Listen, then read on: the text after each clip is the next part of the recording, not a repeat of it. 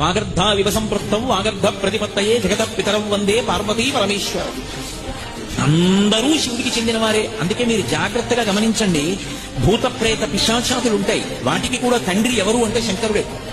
నాకు 10 మంది కొడుకులు ఉన్నారనుకోండి, అందులో 90 ఐఏఎస్లు, ఐపీఎస్లు, ఐఎఫ్ఎస్లు, ఐఆర్ఎస్లు, డాక్టర్లు, ఇంజనీర్లు ఉన్నా ఒకడు జేబు దొంగ అనుకోండి, వాడు నా కొడుకు కాదంటే వీల్లేదు. 90 ప్రయోజకులు అయితే ఒకడు అప్రయోజకుడు కూడా నా కొడుకే.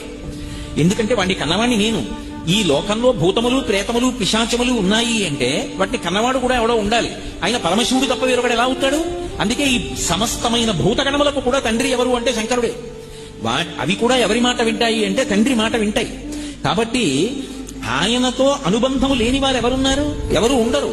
అందుకే శంకరాచార్యుల వారు కాశీపట్టణానికి వెడితే అన్నపూర్ణమ్మ దగ్గరికి వెళ్లి మాతాచ పార్వతీదేవి పితాదేవో మహేశ్వర బాంధవా శివభక్తాశ్చ స్వదేశో భువనత్రయం అన్నారు.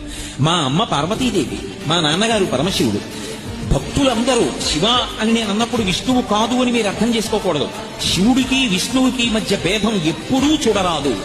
అందుకే సంధ్యావందనం చేసినా సరే మొట్టమొదట అడిగేది ఏమిటి అడుగుతామంటే శివస్య హృదయం విష్ణు విష్ణోశ్చ హృదయం శివ. శివుని యొక్క హృదయం విష్ణువు, విష్ణువు యొక్క హృదయము శివుడు. నా బుద్ధి ఎన్నడూ శివకేశవుల మధ్య భేదములు పాటించకుండుగాక అని అడుగుతాం. నేను శివభక్తాశ్చ అన్నప్పుడు విష్ణుభక్తాశ్చ అని కూడా దానికి అర్థం. కాబట్టి శివభక్తాశ్చ స్వదేశో భువనత్రయం. వాగర్ధావివ సంపృక్తం వాగర్ధ ప్రతిపత్తయే జగత పితరం వందే పార్వతీ పరమేశ్వరం. అందరూ శివుడికి చెందిన వారే. అందుకే మీరు జాగ్రత్తగా గమనించండి, భూత ప్రేత పిశాచాతులు ఉంటాయి, వాటికి కూడా తండ్రి ఎవరు అంటే శంకరుడే. నాకు 10 మంది కొడుకులు ఉన్నారనుకోండి, అందులో 90 ఐఏఎస్లు, ఐపీఎస్లు, ఐఎఫ్ఎస్లు, ఐఆర్ఎస్లు, డాక్టర్లు, ఇంజనీర్లు ఉన్నా ఒకడు జేబు దొంగ అనుకోండి, వాడు నా కొడుకు కాదంటే వీల్లేదు. 90 ప్రయోజకులు అయితే ఒకడు అప్రయోజకుడు కూడా నా కొడుకే. ఎందుకంటే వాడిని కన్నవాణ్ణి నేను. ఈ లోకంలో భూతములు, ప్రేతములు, పిశాచములు ఉన్నాయి అంటే వాటిని కన్నవాడు కూడా ఎవడో ఉండాలి. ఆయన పరమశివుడు తప్ప వేరొకడు ఎలా అవుతాడు?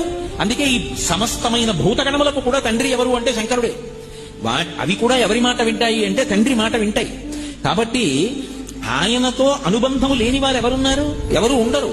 అందుకే శంకరాచార్యుల వారు కాశీపట్టణానికి వెడితే అన్నపూర్ణమ్మ దగ్గరికి వెళ్లి మాతాచ పార్వతీదేవి పితాదేవో మహేశ్వర బాంధవా శివభక్తాశ్చ స్వదేశో భువనత్రయం అన్నారు. మా అమ్మ పార్వతీదేవి, మా నాన్నగారు పరమశివుడు. భక్తులందరూ శివ అని నేను అన్నప్పుడు విష్ణువు కాదు అని మీరు అర్థం చేసుకోకూడదు. శివుడికి విష్ణువుకి మధ్య భేదం ఎప్పుడూ చూడరాదు.